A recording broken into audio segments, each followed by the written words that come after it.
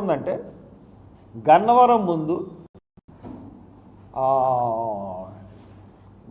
ముందు కరెక్ట్గా Shirdi Sai food court, గన్నవరంకి వచ్చే దారిలో షిర్డీ సాయి ఫుడ్ కోర్ట్ నుంచి రైట్కి కొంచెం లోనకి వెళ్తే అక్కడ ఉంటుంది. అక్కడి నుంచి పక్కకి వెళ్తే కొంత దూరం వెళ్ళాలి.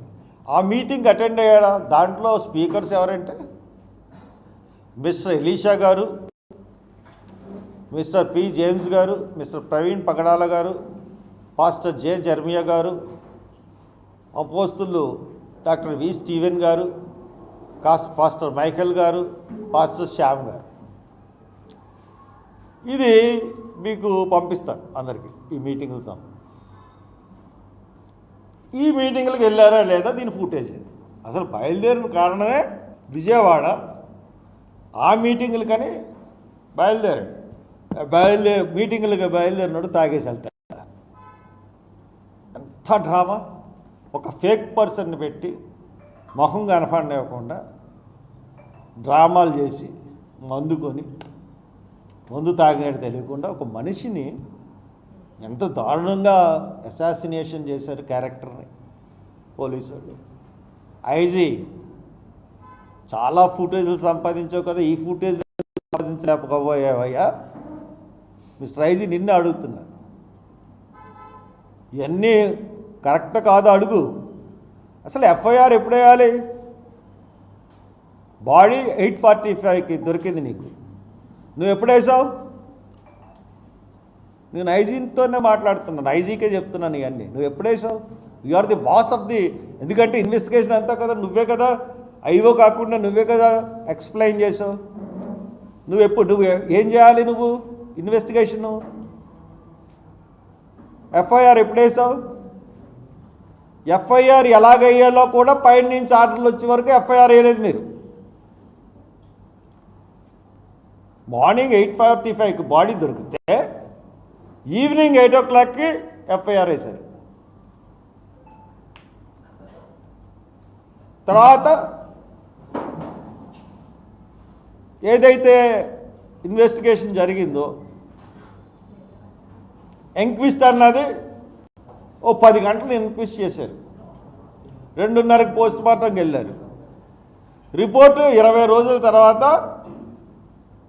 ఫైనల్ రిపోర్ట్ వచ్చేంత వరకు ఆగి బయట పెట్టారు.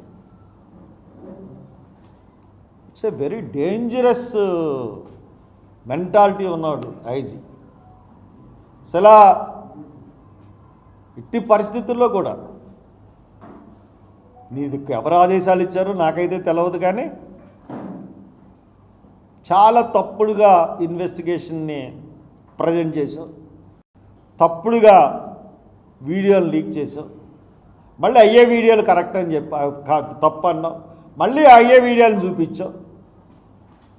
Your investigation is very wrong.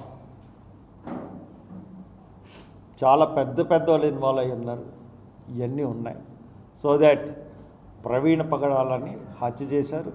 ఇంకా చాలామందిని పాస్టర్ని హత్య చేయడానికి పూనుకోబోతున్నారు. డెఫినెట్గా సెక్యులర్ వాదులందరూ కూడా ప్రొటెస్ట్ చేయాల్సిన అవసరం ఎంతైనా ఉంది. రేపు ఈస్టర్ పండుగ రాబోతుంది. ఆంధ్రప్రదేశ్ తెలంగాణలో ఉన్న సమాధుల దొడ్డి దగ్గర ప్రవీణ్ పగడాల ఫోటో పెట్టి అక్కడ ఆయనకి కొవ్వొత్తులు పెట్టి నివాళులు అర్పించండి. ప్రతి వాళ్ళు మీరు ఫ్లెక్స్ వేసుకోగలరు. ఒక ఫ్లెక్స్ వేసి బోర్డు పెట్టి నివాళులు అర్పించండి. రాజమండ్రిలో ఆయన చనిపోయాడు కాబట్టి రాజమండ్రిలో శనివారం, గుడ్ ఫ్రైడే తర్వాత వచ్చే శనివారం సాయంత్రం 5 గంటల నుంచి 7 గంటల వరకు ఆయన ఎక్కడైతే చచ్చిపోయాడో అక్కడ ఒక ఫ్లెక్సీ పెట్టి అక్కడ కొవ్వొత్తులు వెలిగించాలని నిర్ణయించుకున్నాం. మీకు ఎవరికి వీలైతే వాళ్ళందరూ రండి. ప్రవీణ పగడాలది హత్య అని అనుకుంటే మీరు రండి. పోలీసులు మట్టుకు దీనికి ఆటం కల్పిస్తే పోలీసులే దోషులు అవుతారు. ఎంతమంది వస్తారో అన్నది చూడండి. ఇప్పటికీ అదొక టూరిస్ట్ స్పాట్ కింద ఈ రోజుకి వెళ్ళి అక్కడ ఆగి చూస్తూ ఉన్నారు. సో దట్ శనివారం అందరూ రండి. తర్వాత కార్యక్రమం ఈ దాడుల గురించి ఏ విధంగా యాజిటేషన్ చేయాలన్నది మటుకు నేను కోరుకుంటాను, నేను డిజైన్ చేస్తాను, నేను ప్రజల్లోకి కూడా వెళ్తాను. Thank you very much. ఒక్కొక్కరు అడగండి.